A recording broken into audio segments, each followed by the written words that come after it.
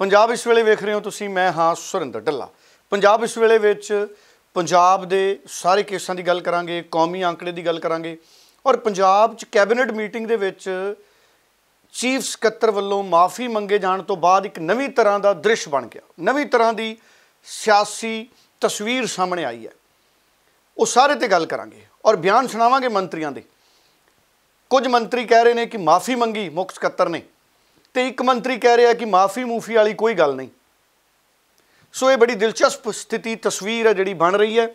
और कुछ मंत्री लोकतंत्र की जित दस रहे हैं कि लोकतंत्र की जित होगी, मुख सकत्तर ने माफ़ी मंग ली। पर जिहड़ी मंग सी मंत्रियों की, कुछ मंत्री तो पंजाब के कांग्रेस के लीडरां की मंग सी विधायकों की कि जांच की जाए, पंजाब च एक्साइज के कपले हुए ने, शराब के महकमे च कपले हुए ने। हालांकि अकाली दल की सरकार ते भी ये इल्ज़ाम लगे सी, पर हाले तक कोई जांच के हुक्म नहीं दिते गए कि पिछले 10 साल 12 साल 8 साल 5 साल के शराब के कारोबार की सरकारी जांच कर ली जाए। पर मंत्री खुश ने कि अफसर ने माफ़ी मंग ली। सो एक अफसर के माफ़ी मंगण नूं बहुत वड्डा मुद्दा पंजाब दे विच बनदा होया मैं देख रहा, जबकि लोकतंत्र च लोकां दे मुद्दे ने जिहड़े वो ज़्यादा वड्डे होने चाहिए सी। पर मंत्रियों नूं लगदा कि लोकतंत्र की जित इसे नाल होई है कि अफसर ने माफ़ी मंग ली। खैर, पंजाब च कुल आंकड़े ने जिहड़े वो लगातार वध रहे हैं। 2139 हो गए ने पंजाब च आंकड़े, केस लगातार वध रहे हैं। लॉकडाउन के बारे मंत्रिमंडल की बैठक च कोई भी फैसला नहीं हो सकिया। 31 मई नूं जिहड़ा लॉकडाउन खत्म होना है, उस तो बाद दीयां स्थितियां ने जिहड़ियां हजे साफ नहीं है। कुल केस हो गए ने 139। कल एक बार फिर 33 नवे केस पंजाब च आए ने। नवे केसां दे आउण दा रुझान लगातार जारी है। 72,468 सैंपल पंजाब हुण तक होए ने, जिन्हां दे विचों 66,417 सैंपल ने जिहड़े वो नैगेटिव ने पंजाब हुण तक, और 3912 सैंपलों दी रिपोर्टां दा हाले भी इंतज़ार है। 181 पंजाब च एक्टिव केस ने और कल पंजाब च किसी मरीज़ नूं ठीक होने तो बाद छुट्टी नहीं मिली। पंजाब च हुण तक 1918 मरीज़ ही ने जिहड़े ठीक होए ने और एक मरीज़ ऑक्सीजन ते, एक वेंटीलेटर ते और 40 पंजाब च स्वर्गवास होए ने हुण तक। ये आंकड़ा सानू सारिਆਂ ਨੂੰ चंगी तरह इस वक्त ध्यान दे नाल समझना चाहिए। पर 33 नवे केस जिहड़े आए ने उन्हां दे विचों सब तो वध अमृतसर च 16 ऐलाने गए ने। इन्हां दे विचों 12 केस ने जिहड़े पॉजिटिव कॉन्टैक्टां तो आए ने। सो 12 कॉन्टैक्ट्स ऑफ पॉजिटिव केस जिहड़े 12 पॉजिटिव आए ने, ये पॉजिटिव कॉन्टैक्ट्स तो आए ने, भाव कोई होर लोग 12 पॉजिटिव ने या सी जिन्हां तो ये पॉजिटिव होए ने। ये स्थिति चिंताजनक है। इस तो इलावा 4 केस नवे ने, जिन्हां दे विचों कुछ दा मुंबई ते दिल्ली दा ट्रैवल दा रिकॉर्ड है, वो सेहत महकमे दी टीमां जांच कर रही ने। इस तो बाद पटियाला च एक बारी फिर केस आए ने 7, इन्हां चों 5 फिर वही स्थिति है, या तो कोई होर पॉजिटिव ने जिन्हां तो ये 5 होए ने, या वो पॉजिटिव ठीक हो गए तो ये पॉजिटिव हो गए। सो पॉजिटिव लोगों तो ये नवे 5 केस आए ने। और इस तो इलावा एक नवा केस है जिहदी ट्रैवल हिस्टरी है इंटरस्टेट दूजे सूबियां च आउण दी, और एक बिल्कुल ही नवा केस है जिहदे बारे हजे पता नहीं पटियाले च कि इस व्यक्ति नूं किस तो पॉजिटिव जिहड़ा ये रोग है ये मिलिया। 2 केस तरनतारन च होए ने, इन्हां दे विचों एक फॉरन रिटर्न है। पंजाब च हुण तक 43,318 लोग ने जिहड़े या तो वो दूजे सूबियां तो आए ने या विदेशों तो आए ने। कैप्टन अमरिंदर ने कहा सी कि 60,000 साडे पंजाब दे दूजे सूबियां तो आने हैं और 20,000 के करीब NRI, कुल 80,000 का आंकड़ा सी। 43,318 हुण तक पंजाब च आ चुके ने। सो सुखी सांदी वो क्वारंटाइन कर रहे हैं, उन्होंने चों ज़्यादातर कई होम क्वारंटाइन कर रहे हैं। सो ये जिहड़े ने आंकड़े ने। एक बरनाला च केस आया है, ये ट्रैवल हिस्टरी है इन्हां दी, नंदेड़ साहब की नवा केस है। बरनाला च 2 हो गए। पठानकोट एक होर नवा आ गया, पठानकोट च भी केस वध गए।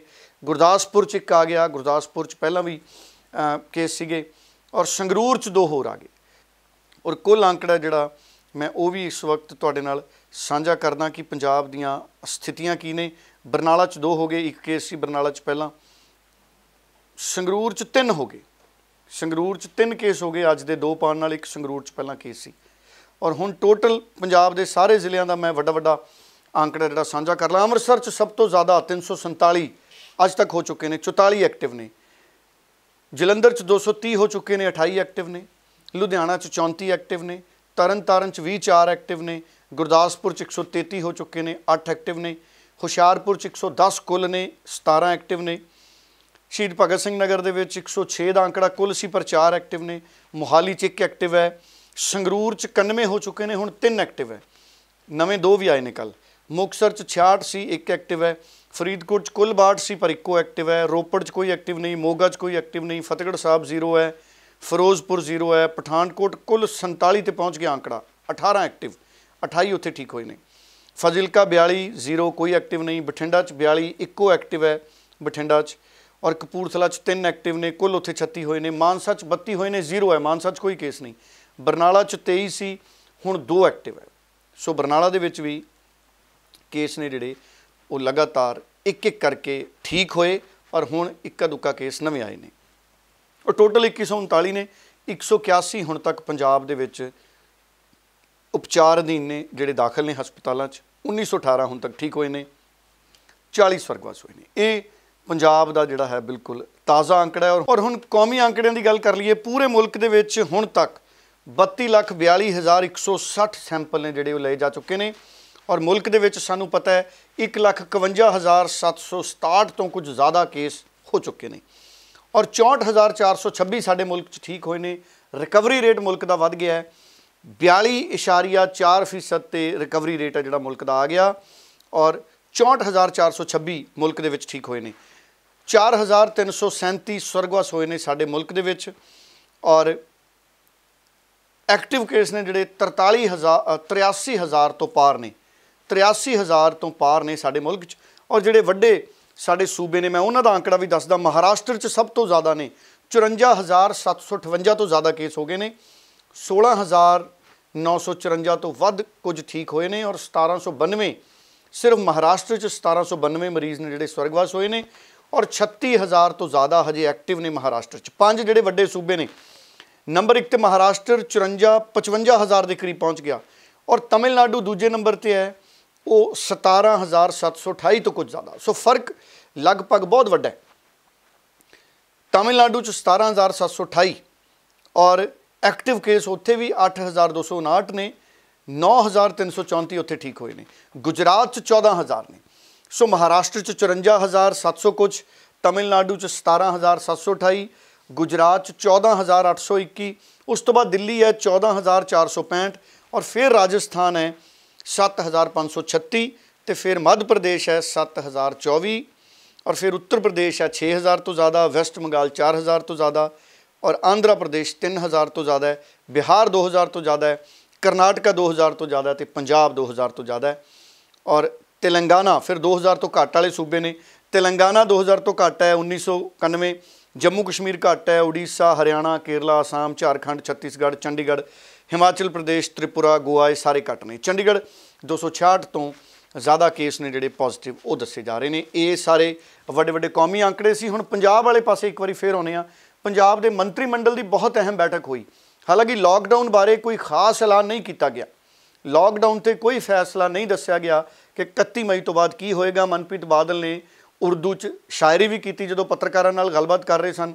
ਉਰਦੂ ਦੇ ਸ਼ਬਦ ਬਹੁਤ ਵਰਤਦੇ ਨੇ ਮਨਪ੍ਰੀਤ ਸਿੰਘ ਬਾਦਲ, ਸੋ ਕਈ ਵਾਰੀ ਸਾਨੂੰ ਸਮਝ ਵੀ ਨਹੀਂ ਪੈਂਦੇ। ਮਨਪ੍ਰੀਤ ਬਾਦਲ ਨੂੰ ਵੀ ਪਤਾ ਵੀ ਨਹੀਂ ਸਮਝ ਪੈਂਦੇ, ਉਹ ਮੰਨਦੇ ਨੇ ਇਸ ਗੱਲ ਨੂੰ, ਪਰ ਫਿਰ ਵੀ ਉਹ ਕਹਿ ਦਿੰਦੇ ਨੇ ਮਨਪ੍ਰੀਤ ਬਾਦਲ, ਕਿਉਂਕਿ ਉਹਨਾਂ ਦਾ ਕੰਟਰੋਲ ਚੰਗਾ ਹੈ ਉਰਦੂ ਜ਼ੁਬਾਨ 'ਤੇ। ਮਨਪ੍ਰੀਤ ਬਾਦਲ ਕਹਿੰਦੇ ਕੌਮੀ ਕੇਂਦਰ ਸਰਕਾਰ ਤੇ ਸੂਬਾ ਸਰਕਾਰ ਜਲਦ ਇਹਦੇ 'ਤੇ ਫੈਸਲਾ ਕਰ ਲੈਣਗੇ। ਪਰ ਜਿਹੜੀ ਕੱਲ੍ਹ ਮੰਤਰੀ ਮੰਡਲ ਦੀ ਬੈਠਕ ਹੋਈ ਉਹਦੇ 'ਚ ਮੁੱਖ ਮੁੱਦਾ ਬਣ ਗਿਆ ਇੱਕ ਚੀਫ ਸਕੱਤਰ ਜੀ ਦਾ ਰੇੜਕਾ ਚੱਲ ਰਿਹਾ ਸੀ ਪੰਜਾਬ ਦੇ ਮੰਤਰੀਆਂ ਨਾਲ, ਉਹਦੀ ਮਾਫੀ। ਔਰ ਸਾਡੇ ਮੰਤਰੀ ਬੜੇ ਖੁਸ਼ ਨੇ ਕਿ ਮੁੱਖ ਸਕੱਤਰ ਨੇ ਮਾਫੀ ਮੰਗ ਲਈ, ਲੋਕਤੰਤਰ ਦੀ ਜਿੱਤ ਦੱਸ ਰਹੇ ਨੇ।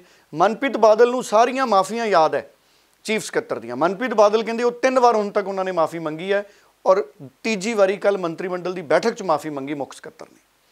ਉਹਨਾਂ ਦੀ ਗੱਲ ਸੁਣ ਲਈ। ਔਰ ਜਿਹੜਾ ਕੈਬਨਿਟ ਨੇ ਇਹ ਯੂਨੈਨਿਮਸ ਫੈਸਲਾ ਕੀਤਾ ਸੀ ਕਿ ਕੋਈ ਵੀ ਕੈਬਨਿਟ ਦਾ ਮੰਤਰੀ ਉਹਨਾਂ ਦੀ ਹਾਜ਼ਰੀ 'ਚ ਮੀਟਿੰਗ ਨਹੀਂ ਕਰੇਗਾ। ਤਾਂ ਮੀਟਿੰਗ ਜਦੋਂ ਸ਼ੁਰੂ ਹੋਈ ਤਾਂ ਕੈਬਨਿਟ ਚੀਫ ਸੈਕਟਰੀ ਸਾਹਿਬ ਉੱਥੇ ਹਾਜ਼ਰ ਹੋਏ ਔਰ ਉਹਨਾਂ ਨੇ ਬਕਾਇਦਾ ਸਾਰੀ ਕੈਬਨਿਟ ਤੋਂ ਜੋ ਉਹਨਾਂ ਦਾ ਅੰਦਾਜ਼ੇ ਗੁਫ਼ਤਗੂ ਸੀ, ਜੋ ਉਹਨਾਂ ਦੀ ਬਾਡੀ ਲੈਂਗੁਏਜ ਸੀ, ਜੋ ਉਹਨਾਂ ਦਾ ਬਿਆਨੀਆ ਸੀ ਉਸ ਦਿਨ, ਉਹਦੀ ਉਹਨਾਂ ਨੇ ਸਾਰੇ ਕੈਬਨਿਟ ਤੋਂ ਮਾਫੀ ਮੰਗੀ। ਔਰ ਆਇੰਦਾ ਜਿਹੜਾ ਕਿ ਮੈਂ ਸਮਝਦਾ ਕਿ ਉਹ ਕਹਿੰਦੇ ਸੀ ਕਿ ਮੈਂ ਤੁਹਾਨੂੰ ਸਾਰੀ ਕੈਬਨਿਟ ਨੂੰ ਸ਼ਿਕਾਇਤ ਦਾ ਮੌਕਾ ਨਹੀਂ ਦਊਂਗਾ। ਮੈਂ ਇਹ ਵੀ ਦੱਸਦਾ ਜਾਵਾਂ ਕਿ ਇਹ ਤੀਸਰੀ ਮਰਤਬਾ ਹੈ ਕਿ ਚੀਫ ਸੈਕਟਰੀ ਨੇ एक दिन ਤਾਂ जिस दिन ये वाकया होया उन्होंने उस दिन भी मैथों पर्सनली माफ़ी मंगी सी। फिर जिस दिन मेरे फादर ਦੀ ਡੈਥ ਹੋਈ ਤਾਂ ਉਹ ਅਗਲੇ ਦਿਨ ਉਹਨਾਂ ਨੇ ਬਾਦਲ ਪਿੰਡ ਆ ਕੇ ਜਦੋਂ ਅਸੀਂ ਉੱਥੇ ਉਹਨਾਂ ਦੇ ਦਰੀ ਤੇ ਬੈਠੇ ਸੀ ਉੱਥੇ ਵੀ ਮਾफ़ੀ ਮੰਗੀ ਔਰ ਇਹ ਤੀਸਰੀ ਮਰਤਬਾ ਉਹਨਾਂ ਨੇ ਫਿਰ ਕੈਬਨਿਟ ਤੋਂ ਮਾफ़ੀ ਮੰਗੀ। ਇੱਕ ਹੋਰ ਬੜੀ ਵਿਚਿੱਤਰ ਗੱਲ ਹੋਈ, ਕਈ ਮੰਤਰੀ ਕਹਿ ਰਹੇ ਨੇ ਕਿ ਮਾफ़ੀ ਮੰਗੀ ਮੁੱਖ ਸਕੱਤਰ ਨੇ, ਪਰ ਇੱਕ ਹੋਰ ਮੰਤਰੀ ਨੇ ਤ੍ਰਿਪਤ ਰਜਿੰਦਰ ਬਾਜਵਾ, ਉਹ ਕਹਿੰਦੇ ਮਾफ़ੀ ਮੂਫੀ ਵਾਲੀ ਕਿਹੜੀ ਗੱਲ। ਉਹਨਾਂ ਦੀ ਵੀ ਗੱਲ ਸੁਣ ਲਓ, ਉਹ ਵੀ ਉਸੇ ਮੀਟਿੰਗ 'ਚੋਂ ਆਏ ਨੇ ਜਿਹਦੇ 'ਚੋਂ ਚੰਨੀ ਸਾਹਿਬ ਆਏ ਨੇ ਤੇ ਮਨਪ੍ਰੀਤ ਬਾਦਲ ਆਏ ਨੇ, ਉਹਨਾਂ ਦੀ ਗੱਲ ਵੀ ਸੁਣ ਲਈ। ਹੋ ਗਿਆ ਬਸ ਖਤਮ ਹੋ ਗਿਆ। ਕਿਵੇਂ ਉਹਨਾਂ ਨੇ ਮਾਫੀ ਮੰਗੀ ਜਾਂ ਕੋਈ ਹੋਰ ਗੱਲ ਹੋਈ? ਸੌਰੀ ਮਾਫੀ ਮੂਫੀ ਵਾਲੀ ਕਿਹੜੀ ਗੱਲ ਹੋ ਐਂਡ ਆਫ ਥਿੰਗ ਯਾਰ, ਪਾਲਿਸੀ ਨੂੰ ਲੱਗੀ ਕੋਈ ਗੱਲ ਹੈ ਕੋਈ ਗੱਲ ਅੱਜ ਨਹੀਂ। ਸੋ ਤੁਸੀਂ ਸੁਣਿਆ ਮਨਪ੍ਰੀਤ ਬਾਦਲ ਨੇ ਦੱਸਿਆ ਕਿ ਕਿਵੇਂ ਉਹਨਾਂ ਨੇ ਮਾफ़ੀ ਮੰਗੀ।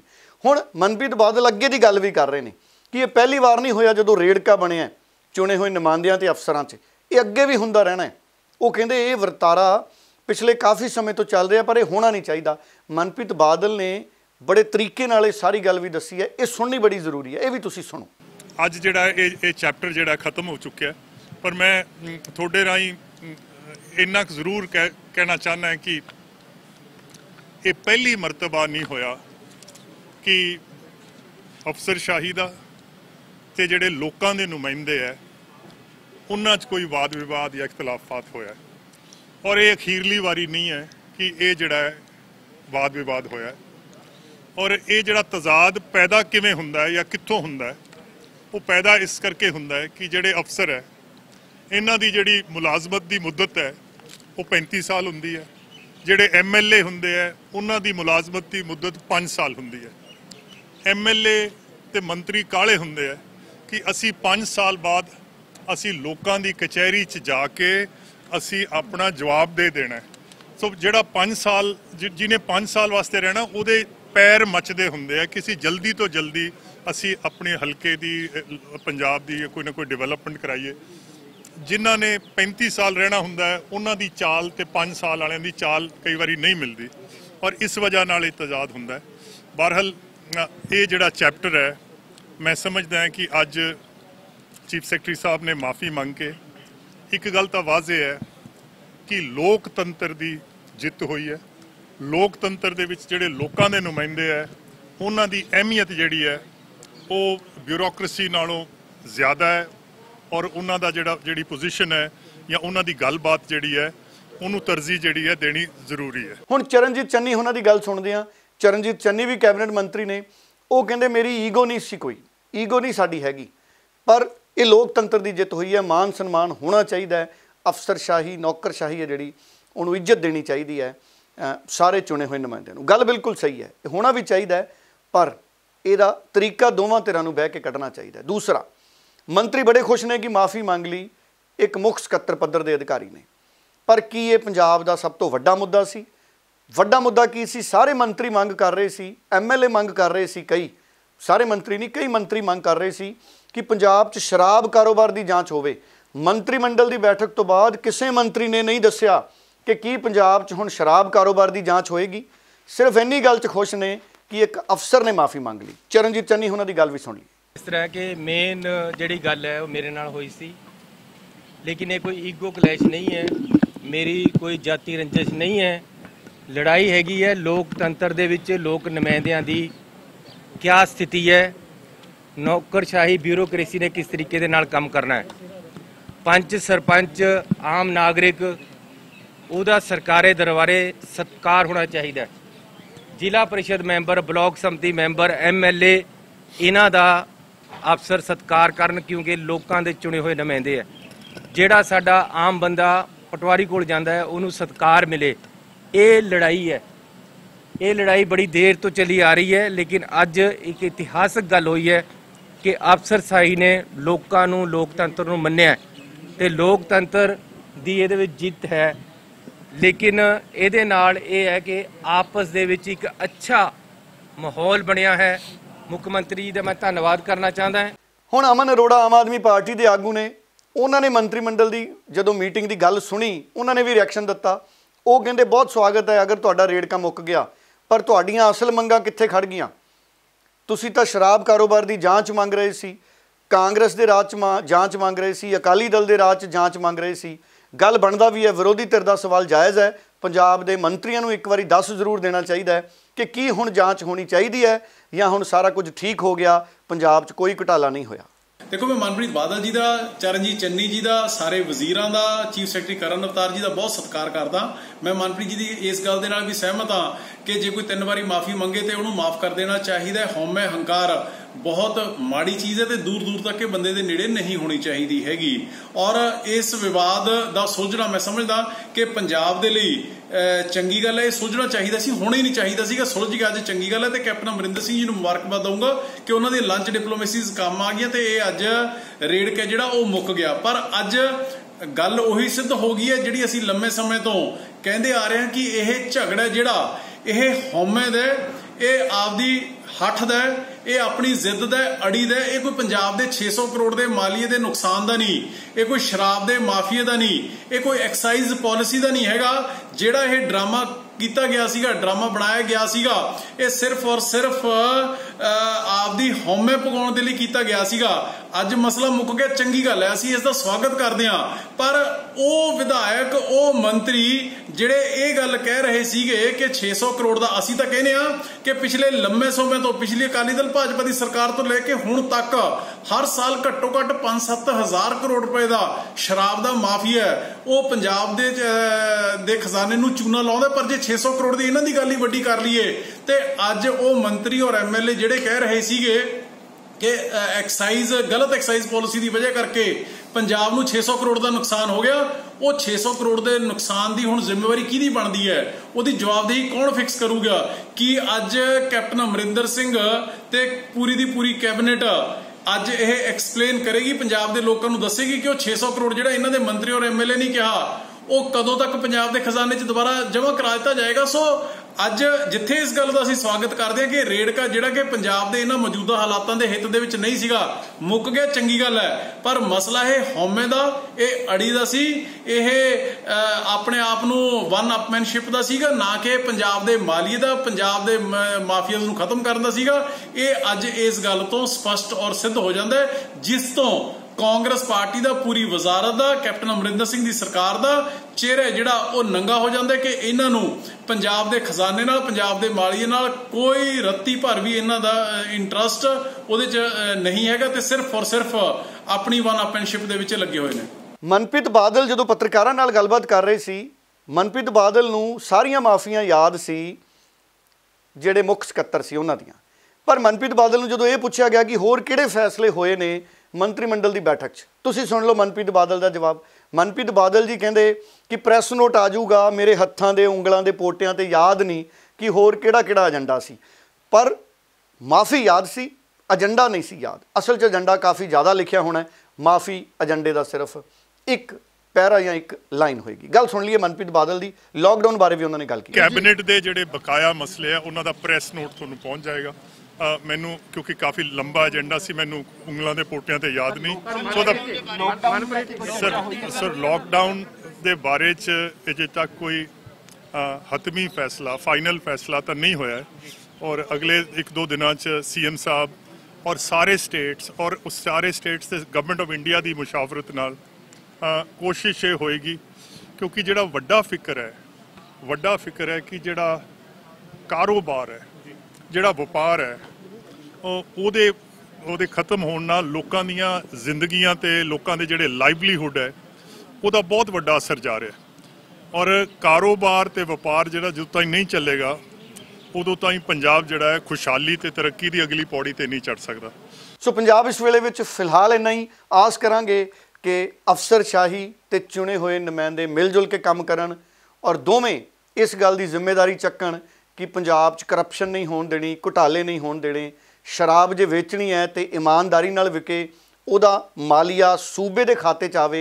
जिहड़े अफसर ने माफ़ी मंगी वो भी एक बहुत वड्डा मुद्दा नहीं होना चाहिए डेमोक्रेसी दे विच। मुद्दा तो होना चाहिए जिहड़े घुटाले होए ने अकाली दल के राज तो लैके हुण तक कांग्रेस के राज जे शराब कारोबार की जाँच हो जाए तो दुध दे दुध ते पानी का पानी हो सकता है। पर सरकारां वादे करदियां ने चोणां तो पहलां, पर जाँच नहीं करदियां। नवजोत सिंह सिद्धू अड़िया रहा कि शराब की कारपोरेशन बना लो, पिछले घुटालियां की जाँच करा लो, पर नवजोत सिंह सिद्धू की गल किसी ने नहीं सुनी, तां ही वो घर बैठा है उस वेले के इंतजार च कि जदों मेरी दोबारा वारी आऊगी तो फिर मैं चौके छक्के लाऊंगा। बहुत बहुत धन्यवाद।